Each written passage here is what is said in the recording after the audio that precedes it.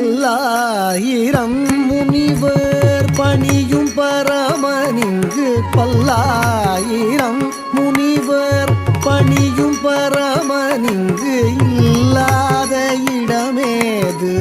புவி மீதிலே பல்லாயிரம் முனிவர் பணியும் பரமன்கு இல்லாத இடமேது புவி மீதிலே தினமும் இல்லாது நடனும்